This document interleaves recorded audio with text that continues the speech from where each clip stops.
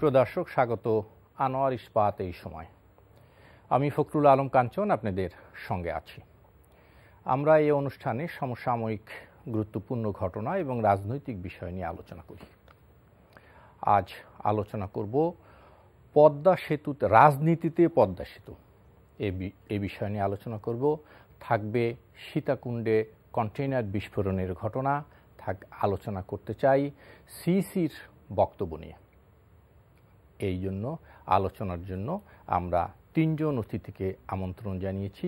আমার সাথে আলোচনা করতে স্টুডিওতে উপস্থিত আছেন বিএনপির সহ সাংগঠনিক সম্পাদক খন্দকার মাসুকুর রহমান মাসুক,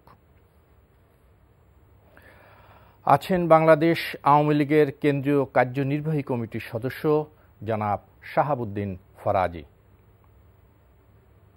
আরও উপস্থিত আছেন জাসদের স্থায়ী কমিটির সদস্য ও যুগ্ম সাধারণ সম্পাদক জনাব ওবায়দুর রহমান চুন্নু। স্বাগত জানাচ্ছি আপনাদের তিনজনকেই। আমি জনাব ওবায়দুর রহমান চুন্নু, আপনাকে দিয়েই শুরু করতে চাই। আপনি জানেন যে গত পরশু চট্টগ্রামের সীতাকুণ্ডে কন্টেইনার ডিপুতে ভয়াবহ অগ্নিকাণ্ডের ঘটনা ঘটেছে এবং সেই অগ্নিকাণ্ডের ঘটনায় কম বেশি এখনও প্রায় ৪৯ জনের মৃত্যুর সংবাদ আমরা জানি। আহত রয়েছে প্রায় ১৫ শতাধিক। এদের মধ্যে কয়েকজনের অবস্থা খুবই গুরুতর, তাদের হেলিকপ্টারে ঢাকায় আনা হয়েছে। এবং সবচাইতে বিয়োগান্ত ঘটনা হচ্ছে যে ফায়ার সার্ভিসের ৯ জন কর্মীর করুণ মৃত্যু হয়েছে। শুনতে চাই আমাদের এই দুর্যোগ ব্যবস্থাপনায় আমরা দেখি যে কোনো একটি ঘটনা যখন ঘটে, দুর্ঘটনা, তখনই এইগুলো আলোচনায় আসে, কিন্তু কিছুদিন পর আবার যেখানে যা আছে ঠিক যেন আবার সে একইভাবে চলতে থাকে। নিমচলির আমরা ঘটনা জানি, চুরিহাট্টার ঘটনা জানি।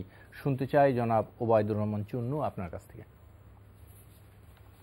ধন্যবাদ ফখরুল আলম কাঞ্চন, ধন্যবাদ আমার দুই সহ আলোচক শাহাবুদ্দিন ফরাজি এবং খন্দকার মাসুকুর রহমান, এবং এনটিভির দর্শক শ্রোতা সকলকে আন্তরিক শুভেচ্ছা।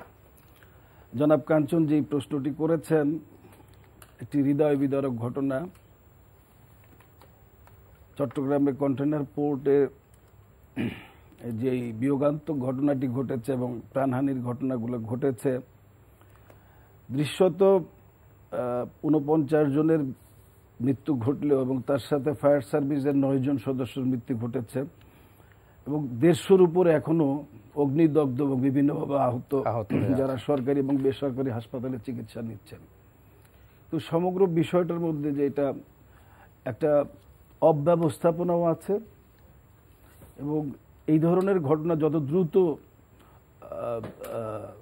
সমাধানের জন্য উদ্যোগ গ্রহণ করতে হয় সে বিষয়ে আমরা কিছু ঘাটতি দেখেছি। বিভিন্ন মেইন স্ট্রিম মিডিয়া তো এগুলো তুলে ধরেছে। তো আমার কাছে যেটা মনে হয় যে বাংলাদেশে এই ধরনের দুর্যোগ অনেকগুলো ঘটছে। এর আগে নিমতলিতে বিস্ফোরণ হয়েছে, তাজনীন গার্মেন্টসে অগ্নিসংযোগ হয়েছে, রানা প্লাজা ধসে পড়েছে, নারায়ণগঞ্জে সেজা জুস কারখানায় অগ্নিদগ্ধ ঘটনা ঘটেছে। এই যে বারবার অনাকাঙ্ক্ষিত ঘটনাগুলো ঘটছে এবং জীবনগুলো ঝরে যাচ্ছে, কিন্তু সেই ঘটনার একটা তদন্ত কমিশন হয়, কয়েকদিন সেটা নিয়ে মিডিয়াতে হইচই হয়, সরকারি তরফ থেকে বলা হয় আমরা কঠিন ব্যবস্থা গ্রহণ করব এবং এই ধরনের ঘটনা যেন না ঘটে তার প্রতিকার গ্রহণ করব। আমার মনে হয় যে রানা প্লাজার ঘটনা ছাড়া বাকি ঘটনাগুলো কিন্তু সেরকম খুব একটা আইনের আওতায় আনা, দোষীদের চিহ্নিত করা, তাদের শাস্তি দেওয়া, এগুলো কিন্তু আমরা খুব একটা চোখে পড়ে। আপনি ঠিকই বলেছেন, যেহেতু দোষীদেরকে শাস্তি দেওয়া হয় না এবং সেই কারণে একের পর এক ঘটনা চেইন আকারে ঘটতে থাকে। আমি আসবো আরেকটা, এই জন্য আমি আশা করব যে এই ঘটনার দ্রুত ব্যবস্থা নেওয়া, যারা হতাহত হয়েছেন তাদের পরিবারকে ক্ষতিপূরণ দেওয়া এবং যারা এই অগ্নিকাণ্ডের পিছনে প্রত্যক্ষ বা পরোক্ষভাবে দায়ী তাদেরকে শাস্তির আওতায় আনা উচিত। তাহলেই পরবর্তীতে এই ধরনের ঘটনা আর ঘটবে না। জি, খন্দকার মাসুক, আপনার কাছ থেকে একেবারে ছোট্ট করে আলোচনা শুনে আমরা মূল আলোচনা যাব। সীতাকুণ্ডে আগুনের ঘটনা, যেটি ওবায়দুর রহমান চুন্নু বলছিলেন যে ইতিপূর্বেও কিছু ঘটনা ঘটেছে, আমরা গুটি কয়েক ঘটনায় হয়তো আমরা দেখি দোষীদের শাস্তি হয়, নানা লিমিটেশন আমাদের আছে, আইনের ফাঁকফোকর আছে, অন্যান্য বিভিন্ন একাধিক সংস্থাও থাকে, নানা কারণে হয় না। আপনি কি মনে করেন সীতাকুণ্ডের ঘটনায় প্রকৃত দোষীরা কি মানে চিহ্নিত হবে? আমি সরাসরি আলোচনায় আসি। সীতাকুণ্ডের ঘটনায় যারা ইতিমধ্যে শাহাদাত বরণ করেছে প্রায় অর্ধ শতাধিক, আমি তাদের রুহুর মাগফিরাত কামনা করি, শোক সন্তপ্ত পরিবারের প্রতি সমবেদনা জ্ঞাপন করি। পাশাপাশি আমি বলতে চাই, ফায়ার ব্রিগেডের যে 9 জন যোদ্ধা তাদের পেশাদারিত্বে ভূমিকায় ইমানদারি ভূমিকা অবতীর্ণ হয়ে মারা গিয়েছেন, আমি তাদেরকে স্যালুট করতে চাই। আমি মনে করি এই ঝুঁকিপূর্ণ যারা পেশাদারিত্বে রয়েছেন, এই ফায়ার ব্রিগেডের কর্মী, ফায়ারম্যান থেকে কর্মকর্তা, এদের জন্য আলাদা বেতনের স্কেল করে এদের এই আগামী দিনে এই দায়িত্ব পালনের জন্য যে ত্যাগ, এই ত্যাগে যেন তারা আরও ত্যাগ স্বীকার করতে পারে সেদিকে উদ্বুদ্ধ করা উচিত। আবারও তাদেরকে আমি স্যালুট জানাই। যারা এই অগ্নিদগ্ধে যারা এখনো আহত, মৃত্যুর সাথে পাঞ্জা লড়ছেন, তাদের সুচিকিৎসার ব্যবস্থা করা, যারা ইতিমধ্যে বিদায় নিয়েছেন আমাদেরকে ছেড়ে, তাদের পাশে সরকার এবং দেশের যারা বিদ্যমান আছেন তাদের পাশে দাঁড়ানোর জন্য আমি জোর দাবি জানাই। পাশাপাশি বলতে চাই, আপনি রানা প্লাজার কথা বলেছেন, এরকম বাংলাদেশের ঘটনা প্রায় অহরহ ঘটে। অহরহর কথা বলা যাবে না, বনানীর আগুনের কথা আপনার মনে আছে। আজকে ফেসবুকে একটা ছেলে লিখেছেন, একটা বাস দুর্ঘটনায় পড়ার পর খোঁজা হয় বাসের ফিটনেস নাই। একটা লঞ্চ দুর্ঘটনার পর দেখা যায় সেটি আমাদের লিমিটেশন, ফিটনেস নাই। একটা বিশাল বাড়িতে আগুন লাগার পর দেখা হয় ওই বাড়ির নকশা ঠিক ছিল না। হ্যাঁ, এগুলো ইন্ডিভিজুয়াল যে সংস্থাগুলো আছে, এই যে তাদের দায়িত্ব কি, তাদের দায়িত্ব কি? আমি আসি আপনার কাছে, আমার মনে হয় একটু শাহাবুদ্দিন ফরাজীর কাছ থেকে একটু শুনে আসি। জানাব শাহাবুদ্দিন ফরাজী, আমরা আলোচনা শুনছিলাম যে বিভিন্ন ক্ষেত্রে কিন্তু এই যে বিভিন্ন সংস্থাগুলো আছে, আমরা যা দেখি অনেক সময় তাদের বিরুদ্ধে নানা অভিযোগ আসে, তদন্ত কমিটি হয়, তদন্ত কমিটির সুপারিশগুলো বাস্তবায়ন হয় না। আপনি কি মনে করেন যে এগুলো মানে কিভাবে একটি একটা জবাবদিহিতার মধ্যে সুন্দরভাবে আনা যায়? ধন্যবাদ। এনটিভির সঞ্চালক আজকের ফখরুল আলম কাঞ্চন, একটা ভালো প্রশ্ন করেছেন আপনি।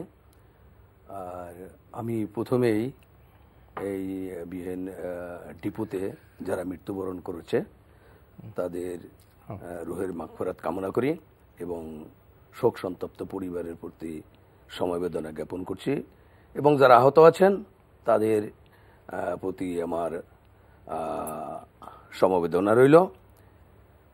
আমি একটি কথা বলতে চাই যে আপনারা লক্ষ্য করে থাকবেন যে এরকম দুর্ঘটনা বাংলাদেশে ঘটে, অহরহ ঘটে। মাসুদ ভাই যেটা বলেছেন এটা আসলে ঠিক নয়।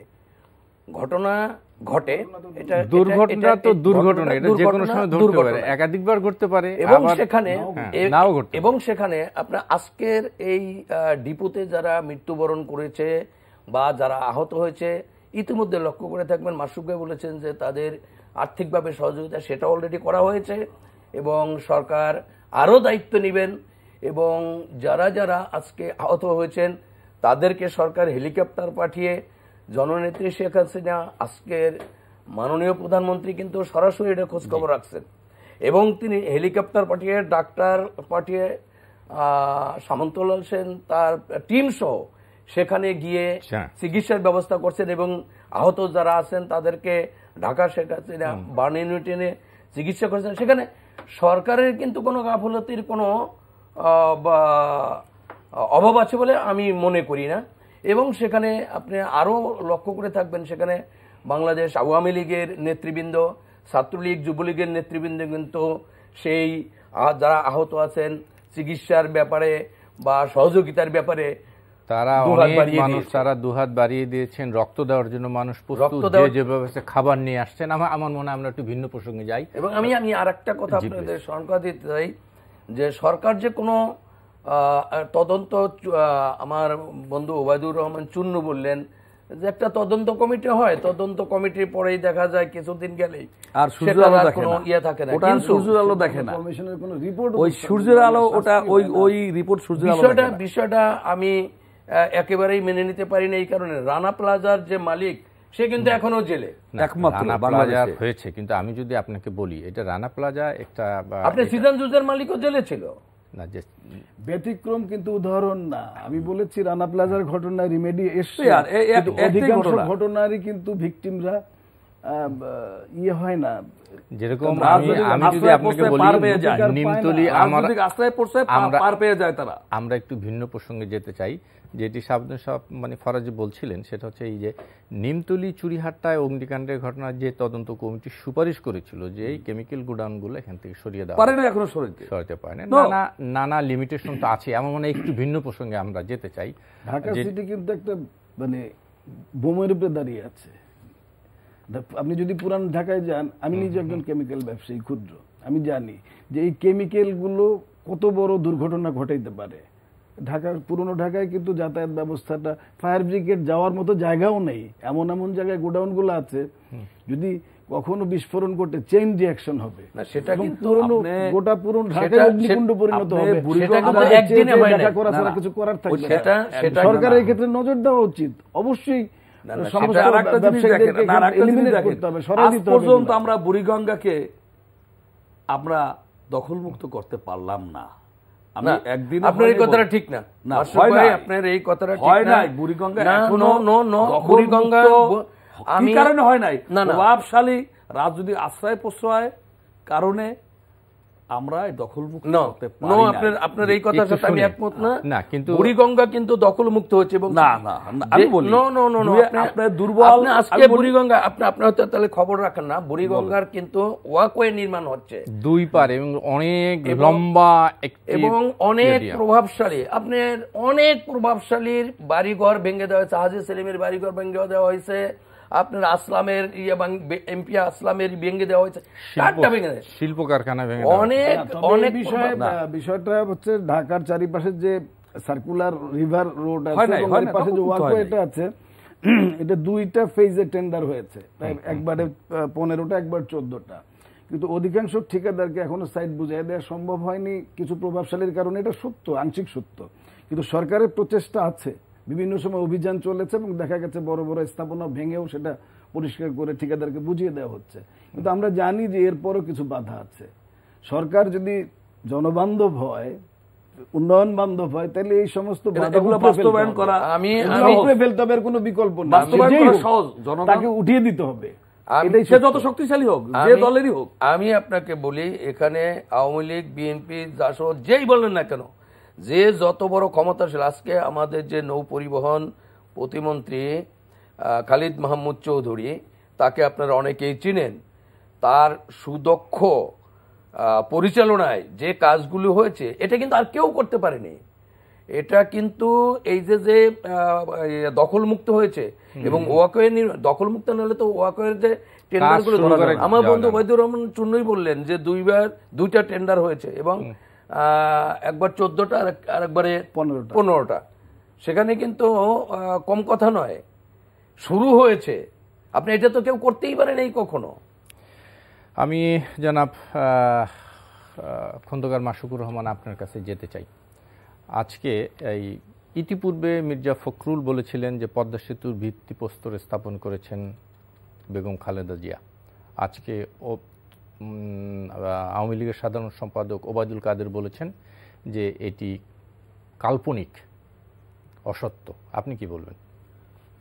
এইটা 1996 সম্ভবত এপ্রিল মাসে, আমার সঠিক তারিখটা মনে নাই, তৎকালীন মাননীয় প্রধানমন্ত্রী দেশনেত্রী বেগম খালেদা জিয়া উদ্বোধন করেছিলেন। কি ভিত্তিপ্রস্তর করেছিলেন। আচ্ছা, জি, হ্যাঁ। আপনারা জানেন আমাদের এই কয়জনেরই বাড়ি পদ্মার ওপার, ওখান দিয়ে আমাদের যাতায়াত করতে হয়। আমি একাধিকবার দেখেছি পরবর্তীতে বর্তমান মাননীয় প্রধানমন্ত্রী ভিত্তিপ্রস্তর করেছিলেন, দুটি পাশাপাশি ছিল। এই কাজ শুরু হতে দুটোই ভেঙে ফেলানো হয়েছে। এটা আমার নিজের দেখা। ওইখানে যারা ছিলেন তখন যোগাযোগ সচিব রেজাউল হায়াত, ভদ্রলোক মারা গেছেন না জীবিত আছেন আমি জানি না, তিনি ছিলেন। তৎকালীন যারা দায়িত্বে ছিলেন ওখানে আমাদের ওই সময়ের ওখানে আমাদের নেতা, দীর্ঘদিন আমি একসাথে রাজনীতি করেছি, বর্তমান ঢাকা বিভাগের সাংগঠনিক সম্পাদক অ্যাডভোকেট আব্দুল সালাম আজাদ, তিনিও উপস্থিত ছিলেন ওখানে। আমরা কিন্তু এতদিন এই পদ্মা সেতুর ভিত্তিপ্রস্তর স্থাপন নিয়ে কোনো ইতিপূর্বে কিন্তু বিএনপির কোনো নেতা নেত্রীদের এই বিষয়ে কথা বলতে শুনি নাই, কিন্তু আজকে মাত্র এই কয়েকদিন যখন পদ্মা সেতু উদ্বোধন করতে যাচ্ছে আমি আমার চোখকে ফাঁকি দিতে চাই না, আমি অবিশ্বাস করতে চাই। আমি নিজেই দেখছি, আমি ওখানে যাতায়াত করতাম। আমরা ধলেশ্বরী সেতু দুইটা ব্রিজ হয় না তখনও আমরা যাতায়াত করেছি ওখানে ফেরিতে, তাই না? তো আপনার ওখানে উদ্বোধন করছে যারা, আমি তাদেরকে সাক্ষী নাম বলতে পারি। এই যে একজনের নাম বললাম, তিনি প্রেজেন্ট ছিলেন ওখানে। সঙ্গত কারণ তার বাড়ি মুন্সিগঞ্জ লোহজন, অ্যাডভোকেট আব্দুল সালাম আজাদ, ঢাকা বিভাগ সাংগঠনিক সম্পাদক। আজকেও আমি আলাপ করেছি, বলছে আমি প্রেজেন্ট ছিলাম ওখানে। আমি তো রেজাউল হায়াতের যোগাযোগ সচিব, তার কথা বললাম। প্রোটোকল অফিসার ফরিদ এখন আছেন, উনি ওনার প্রমোশন, উনি ইন সার্ভিস আছেন, এরা ছিলেন। শামসুল আলম এপিএস ছিলেন, আমাদের শরীয়তপুর বাড়ি। যোগাযোগ প্রতিমন্ত্রী সালাউদ্দিন তখন সম্ভবত প্রোটোকল অফিসার অথবা এপিএস। হঠাৎ কি রাজনীতিতে আপনারা কি মনে করছেন যে আমি বলি মাইলেজ নিচ্ছে এইজন্য এই ক্রেডিটে আপনারা ভাগ করতে চান? আমি আপনাকে বলি, এই যে যমুনা সেতু শুরু করছিলেন সার্চার্জের নামে, টেলিফোনের বিল, কারেন্ট বিলে উনি প্রথম ধরেন কবে থেকে শুরু করেছেন উনি, আপনি দেখেন, সেই শুরু করেছেন। শেষ হয়েছে তখন দুই প্রধানমন্ত্রী উদ্বোধন করছেন, বিএনপির প্রধানমন্ত্রী উদ্বোধনের দিন হরতাল ডাকছেন আওয়ামী লীগ, সেদিন হরতাল ডাকছেন। শাহজাহান সিরাজ ওই মঞ্চে উঠছিলেন, আমি ওই হরতালে ভাঙ্গা একটা অনুষ্ঠানে, ছাত্র অনুষ্ঠানে আমি প্রধানমন্ত্রী ছিলাম, আমি টেম্পুতে গিয়েছিলাম, পরিবহনে যাওয়া যায়নি, বন্ধ ছিল। তো উদ্বোধন করছেন এবং এখানে বরাদ্দ করছেন বিএনপির আমলে, এই জরিপের জন্য টাকা বরাদ্দ করছেন। আমি এখানে সাক্ষী রাখতে, মাদারীপুর একজন ডিসি ছিলেন শরীফ তৈবুর রহমান, উনি ভূমি মন্ত্রণালয় ছিলেন, ল্যান্ড মিনিস্টার বলছে, মিটিং করে আসলাম, উনি এই পদ্মা সেতুর সাইড চয়েস সর্বপ্রথম আমাকে বলছেন এখান দিয়ে হবে। কত বলছে আপনারা গোপন রাখবেন, আন্তঃজেলার মিটিং হয়েছে বিএনপির আমলে, শুরু হয়েছে সব। আমি কারো অবদানকে ছোট করতে চাই না, বা যেটা সত্য বাস্তবে এগুলো ডকুমেন্টারি বিষয়। তো এগুলো আজকে প্রধানমন্ত্রী 25 থেকে উদ্বোধন করবেন, 25 বছর পর এটা কি অসত্য বানানো যাবে? আদৌ সম্ভব? জি, আসবো আপনার কাছে জনাব সাহেব। এটা রাজনীতি কিছু নাই তো। এটা নিয়ে পদ্মা সেতুর ক্রেডিটটা সম্পূর্ণরূপেই শুধু আওয়ামী লীগ একার হাতে রাখতে চাচ্ছে বলে অভিযোগ করে বিএনপি, যে এটি বানানো হয়েছে বা এটার নেতৃত্ব ছিল, যেহেতু তারা ক্ষমতায় ছিলেন, আপনার দল, সেই ক্রেডিট আছে, কিন্তু টোটাল একক কর্তৃত্ব কি আপনাদের? ধন্যবাদ ফখরুল আলম কাঞ্চন। আজকে রাজনীতিতে পদ্মা সেতু একটা খুব সুন্দর বিষয়। আপনি যে প্রশ্ন করেছেন, আমি এতক্ষণ বসে বসে শুনছিলাম মাসুক ভাইয়ের কথা আর হাসছিলাম। আসলে মির্জা ফখরুল ইসলাম আলমগীর, বিএনপির মহাসচিব, মাঝে মধ্যে যা কথা বলেন সেটা আসলে পাগলের প্রলাপ ছাড়া আর কিছু বলে আমার কাছে মনে হয় না। কিছুদিন আগে বলছেন উনি খালেদা জিয়া একজন মুক্তিযোদ্ধা, তার ছেলে তারেক জিয়া শিশু মুক্তিযোদ্ধা। কি বলবেন? এর কোন উত্তর আছে? এর উত্তর যা আছে আপনিও জানেন, আমরাও জানি, এখানে ওবেদন আছে, সবাই জানে। আমরা পদ্মা সেতু নিয়ে যদি এখন না আমি সেখানেই যাচ্ছি।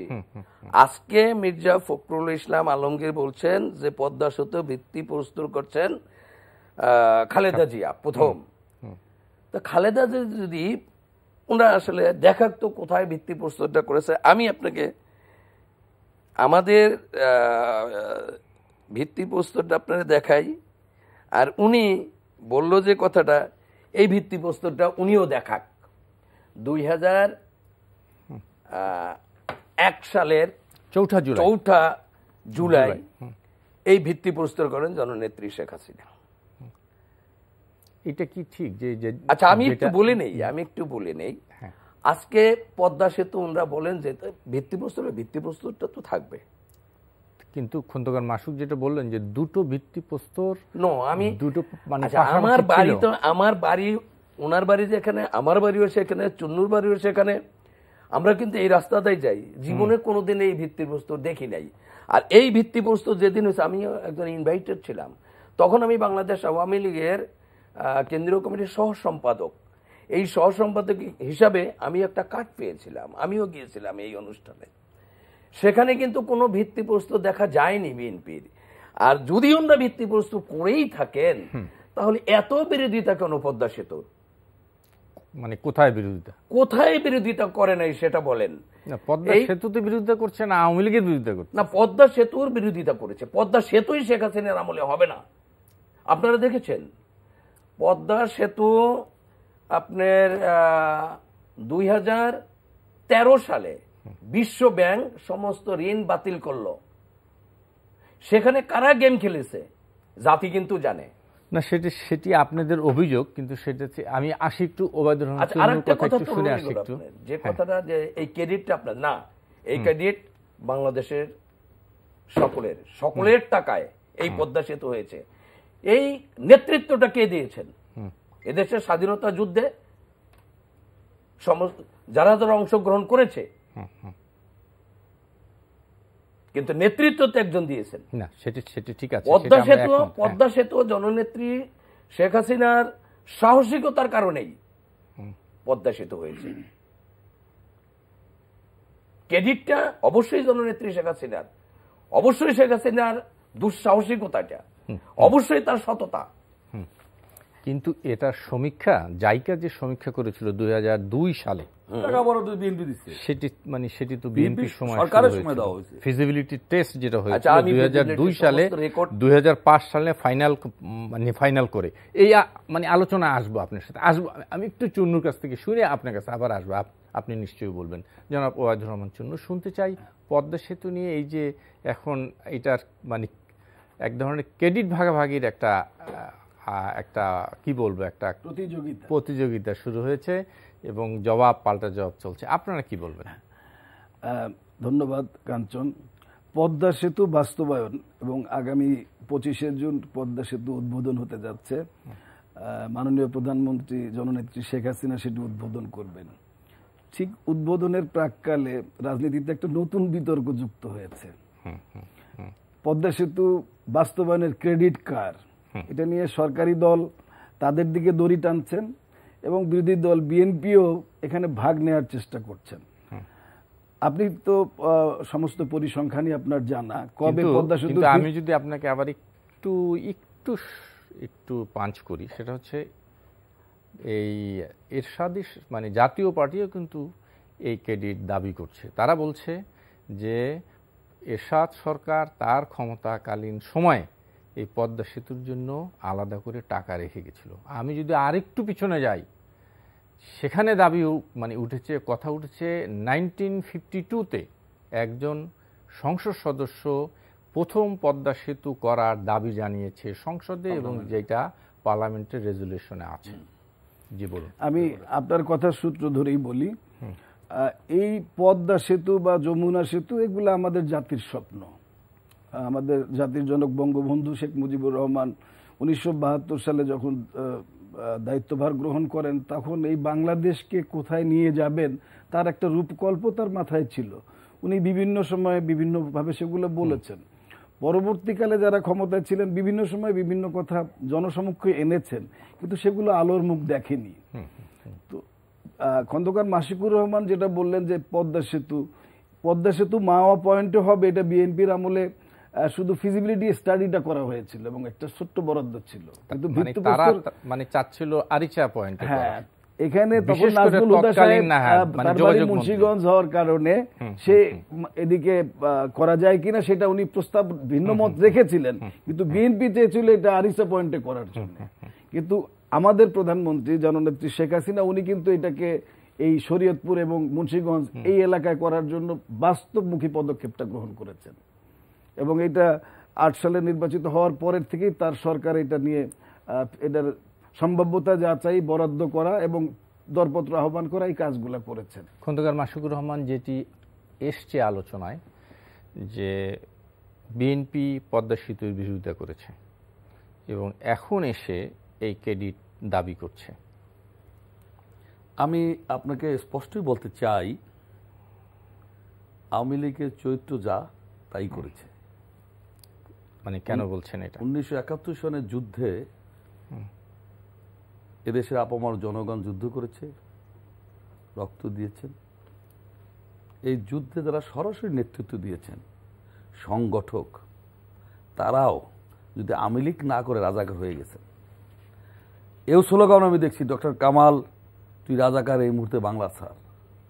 ব্যারিস্টার আমিনুল ইসলাম বলছে আমি ঢাকা থেকে ফরিদপুর যশোর হেঁটে গিয়েছি যুদ্ধ করতে, আমি স্লোগান দেখেছি যে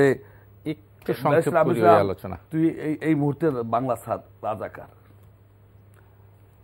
ওই যুদ্ধে আওয়ামী লীগ ছাড়া স্বাধীনতা যুদ্ধে কারো ক্রেডিট নাই, কাজী জাফরদেরও নাই, বাসানী নেবদেরও নাই, বাসানিরও নাই। সুতরাং এটা আওয়ামী লীগের স্বভাব শুরু, এদেশের জনগণ জানে।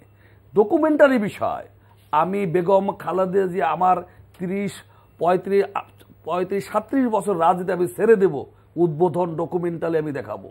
যোগাযোগ মন্ত্রণালয় থেকে সব ডকুমেন্ট আছে, কবে উদ্বোধন করছেন, কারা ওখানে গিয়ে সমাবেশ করে উদ্বোধন আছে, ওখানে কত টাকা বরাদ্দ দিয়েছে সেটা ফখরুল ইসলাম, আমি বলি কত টাকা বরাদ্দ দিয়েছে প্রেস এখানে সমীক্ষায় কত টাকা, এই সমীক্ষায় বিএনপি বরাদ্দ তো তা কারোর ব্যক্তিগত পকেট থেকে দেয় নাই।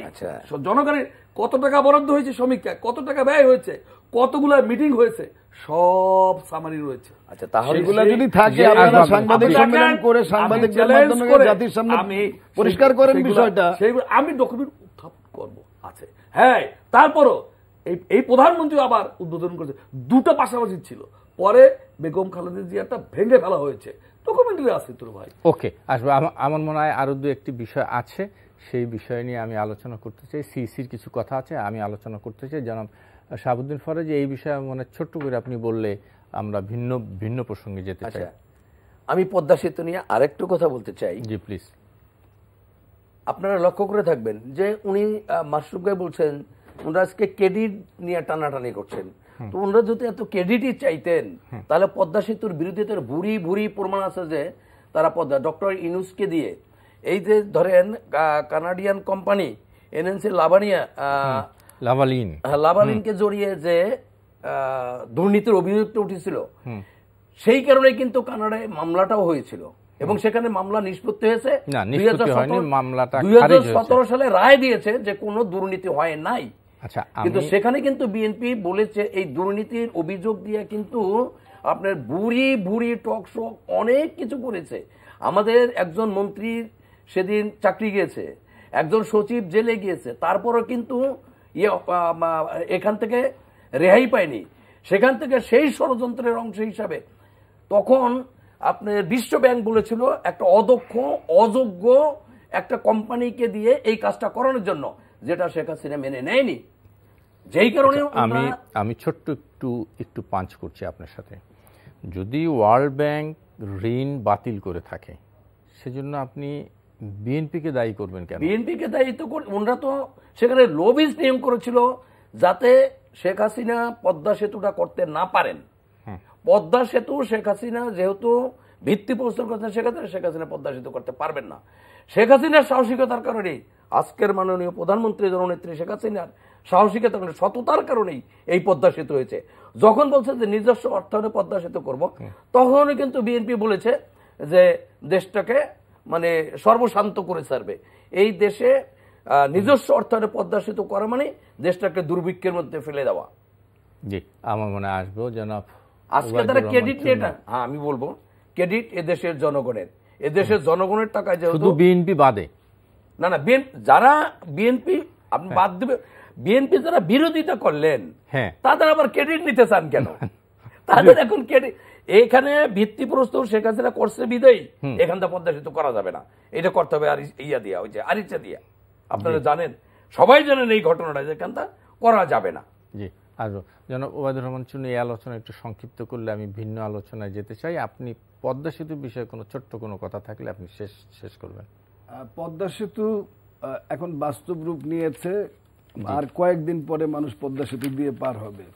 এখন ক্রেডিট ডিসক্রেডিট এগুলোর আলোচনা থাক, আমরা বাংলাদেশের অর্থনীতিতে পদ্মা সেতুর একটা অবদান থাকবে নিশ্চয়ই থাকবে। দক্ষিণাঞ্চলে শিল্পায়ন এবং বিশেষ করে মংলা বন্দরের সাথে এবং পায়রা বন্দরের সাথে যে যোগাযোগটা তৈরি হলো, এবং পদ্মা সেতুর আরেকটি অংশ যেখানে রেল সংযোগ করা হয়েছে, এর মাধ্যমে শুধু যাত্রী পরিবহন না, পণ্য পরিবহনের যে সুযোগ সৃষ্টি হয়েছে, সেটা বাংলাদেশের অর্থনীতিতে এক ধরনের মানে বিতর্ক আছে। বিতর্ক সব বিষয়তে থাকবে, কিন্তু সেটা নিয়ে এক ধরনের আলোচনা আছে। ওই আলোচনা যদি সুযোগ থাকে আমরা আরেকদিন যাবো। আমি ভিন্ন প্রসঙ্গে আমি শুধু এটুকুই শুধু বলবো যে পদ্মা সেতু বাস্তবায়ন এটা একটা মেগা প্রকল্প, সেইটার একটা সুফল জাতি অবশ্যই ভোগ করবে সুদূর প্রসারী ভাবে। কিন্তু সব মেগা প্রকল্পই জনবান্ধব কিনা, সব মেগা প্রকল্পই যৌক্তিক কিনা, এটা নিয়ে বিশেষজ্ঞদের কিন্তু বিভিন্ন রকমের মত আছে। আমি সুযোগ পেলে সে বিষয়ে আলোচনা করব। এই সরকারের আমলে প্রায় 54টা প্রকল্প, বড় বড় প্রকল্প আসছে এবং 10টা হচ্ছে মেগা প্রকল্প। কিন্তু আমরা দেখেছি সাম্প্রতিককালে পৃথিবীর অনেক দেশে কিছু প্রকল্প নেওয়া হয়েছে যেগুলোর থেকে রিটার্ন আসে না এবং যেগুলো কোনো কাজেও লাগে না। আপনি বন্দর তৈরি করলেন কিন্তু সেই বন্দরে জাহাজ ভিড়বে না। কিন্তু পায়রা মানে বন্দর তো তাই হচ্ছে এখন। আমি তাই বলছি, পায়রা বন্দরের যখন ফিজিবিলিটি স্টাডি করেছে তখন বলেছে এটা গভীর সমুদ্র বন্দর হইতে পারে এবং এটার থেকে একটা অর্থনৈতিক নতুন মেরু তৈরি হবে সেখানে। কিন্তু এখন দেখা যাচ্ছে সেখানে জাহাজ আসতে পারবে না। আজকে সেখানে কয়েক হাজার কোটি টাকা ব্যয় করার পরে সেটা স্থগিত হয়ে গেছে।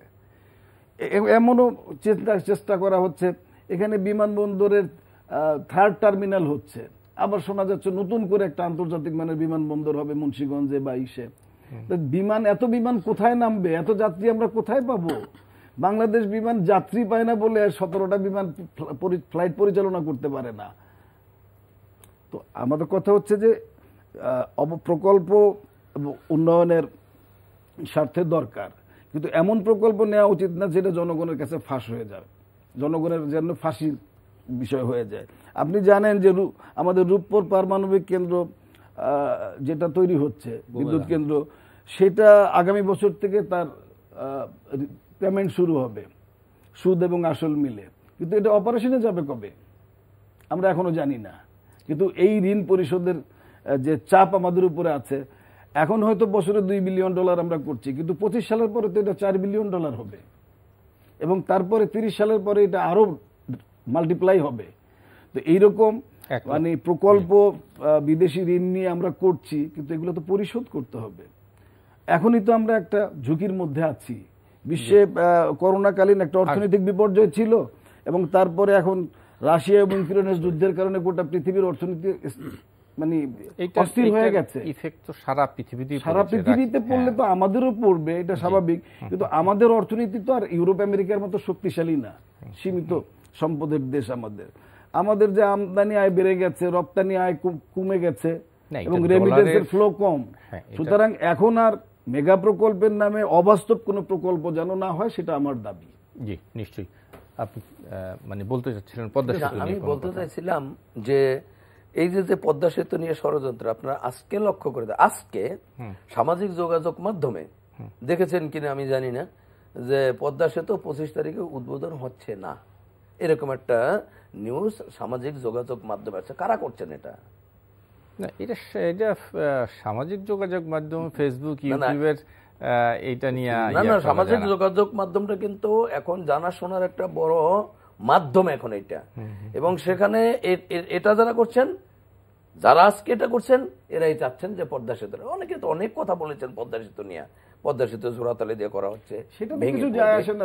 এরকম হয়েছে না, মেইন স্ট্রিম মিডিয়াতে এমন কিছু প্রপাগান্ডা নেই যেটা নিয়ে এই কথাগুলো আছে। সামাজিক মাধ্যমে অনেকে ট্রোল করলো, ইউটিউবে অনেকে ট্রোল করলো, সেটা করতেই পারে। এখন আপনি ফোর্থ ইন্ডাস্ট্রিয়াল রেভলিউশনের মধ্যে আছেন এবং আপনারা এই দেশকে মানে ডিজিটাল করছেন। ডিজিটাল যুগে ওই সামাজিক মাধ্যমে পদ্মা সেতু বাস্তবায়িত হয়েছে, পদ্মা সেতুটা অ্যাডমিনিস্ট্রেট করার দায়িত্ব সরকারের। ওখানে পদ্মা সেতুর বেনিফিট দেশের জনগণ সাধারণ মানুষ পাবে। তেমনি যদি সরকারের না থাকে তাহলে তো সরকার এটা তেমনি আজকে সারা বাংলাদেশে আজকে ঘরে ঘরে বিদ্যুৎ, এই বিদ্যুতের কি অবস্থা ছিল না, সেটা তো আছে, কিন্তু এটা নিয়েও কথা আছে যে এখন বিদ্যুৎ আমাদের সাফিসিয়েন্ট, ঘরে ঘরে বিদ্যুৎ, 100% লোক বিদ্যুৎ আওতায় আছে। তাহলে আপনি রূপপুর পারমাণবিক বিদ্যুৎ কেন্দ্র আবার কেন মাত্র 2400 মেগাওয়াট বিদ্যুতের জন্য এই 1,114 কোটি টাকা আমি খরচ করলাম? 1,13,000 কোটি টাকা। কোথায় সেটা করা হলো? একটা মানে ঘনবসতিপূর্ণ এলাকায়। আপনারা জানেন যে পারমাণবিক বিদ্যুৎ কেন্দ্র কিন্তু একটা ঝুঁকিপূর্ণ বিষয়। এমন জায়গায় সাইট সিলেকশন করেছে সেখানে এই সাইট সিলেকশন কিন্তু সেই পাকিস্তান আমলে আপনি দেখলে আপনি মানে জানবেন যে ওই যেখানে পারমাণবিক বিদ্যুৎটা হয়েছিল সেটা পাকিস্তান আমলে ওই জায়গা একর করা ছিল এবং ওই এলাকার যারা আদিবাসী ছিলেন, যারা স্থায়ী বসেন, তাদের জন্য আলাদা আর এক জায়গায় নিয়ে ওই জায়গাটা পুনর্বাসিত করা হয়েছে। না সেখানে কিন্তু যেখানে করা হয়েছে এটা জনগণ যেখানে আছে সেখান থেকে কিন্তু অনেক দূরে, কিন্তু সেই আলোচনা একটা শাহাবুদ্দিন যতটুকু দূরত্বের কথা বলছেন সেটুকু নিরাপদ না। পারমাণবিক দুর্ঘটনা তো বুঝবেন না, চেরনোবিলের দুর্ঘটনার নিশ্চয়ই ধারণা আছে। এত বছর পরেও সেখানে কিন্তু মানব বসতি উৎপাদন হবে না। কি উৎপাদন হবে? এটা বিদ্যুৎ। না আরে একটা ওখানে তো পারমাণবিক আমি উৎপাদন হবে। শাহাবুদ্দিন কথা শেষ করলে আমি একটু অন্য পারমাণবিক বিদ্যুৎ কেন্দ্র বলেন, কয়লা ভিত্তিক বলেন, ডিজেল ভিত্তিক বলেন, বিদ্যুৎ কেন্দ্র সেগুলো দরকার আছে, আমাদের বিদ্যুতের দরকার, কিন্তু এমন কিছু করা দরকার হবে একটা দেশের উন্নয়নের জন্য যেটা আমার বন উজাড় করে এমন দরকার, যোগাযোগ ব্যবস্থা করা উচিত হবে না যেটা আমার জনবসতি উজাড় করে দেবে। এমন কিছু করবেন না যেটা আমার এই সরকার জনবান্ধব সরকার, এই সরকার জনবান্ধব সরকার, এই দেশে এই সরকার জনগণের বিরুদ্ধে, জনগণের ক্ষতি হয়, এদেশের কৃষক, শ্রমিক, মেহনত মানুষের এরকম কোন পদক্ষেপ এই সরকার নেবে না, বা নেও নেই অতীতে, আগামীতে নেবে না, এখনো নেবে না। জি, আমি পদ্মা সেতু নিয়ে বলতে চাই, বাংলাদেশের যতগুলো মেগা প্রকল্প এর মধ্যে পদ্মা সেতু এটা অন্যতম। বিশেষ করে দক্ষিণবঙ্গের সাধারণ নাগরিক আমাদের বাংলাদেশে বিশেষ করে আমাদের জন্য আনন্দের বিষয় বেশি।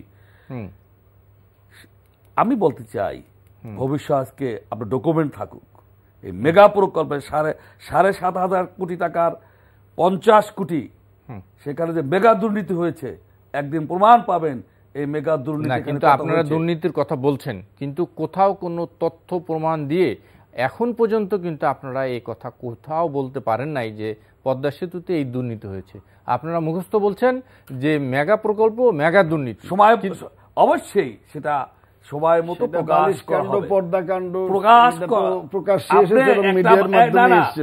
সর্বশেষ বালিশ কেলেঙ্কারি, পর্দা কেলেঙ্কারি, বা একটা নারকেল গাছ 68 লাখ টাকায় বিক্রি হয়েছে, এটা প্রমাণ কিভাবে করতে হবে আপনি বলেন? সেটি ভিন্ন চিত্র। আমাদের দেশে দুর্নীতি আছে, এটি অস্বীকার করার কোনো জো নাই। দুর্নীতি ছিল, পার্টিকুলার যখন আপনারা থাকবে, আমি ফরির কাহিনী আছে, ছিল, ভবিষ্যৎ থাকবে, এর অর্থ এই নয় একটি খিচুড়ি রান্না করতে এই দেশের জনগণের টাকায় খিচুড়ি রান্না করতে গিয়ে লক্ষ লক্ষটা ডলার ব্যয় করে খিচুড়ি রান্না করতে আমরা শিখতে যেতে হবে বিদেশে। এই দুর্নীতি করে 1 পিস পাউরুটি 1,500 টাকা বিক্রি হয়েছে, এই দুর্নীতি কোনো সময় কোনো আমলে হয় নাই। জি, জনাব চূর্ণ একটু শুনতে চাই, শেষ কথা আপনার কাছ থেকে।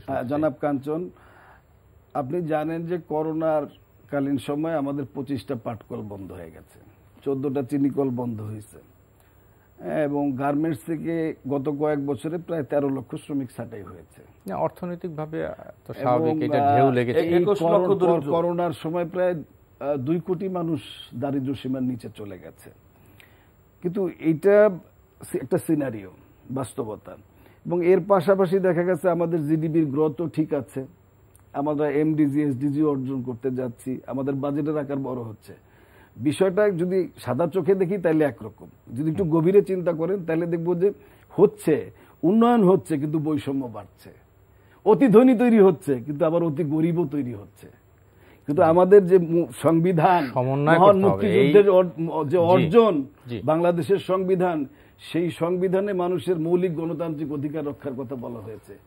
আমাদের মুক্তিযুদ্ধের আদর্শ আছে, এটা চেতনা ছিল, চেতনাটা ছিল সাম্য, সামাজিক ন্যায্যতা এবং অর্থনৈতিক মুক্তি, তাই না?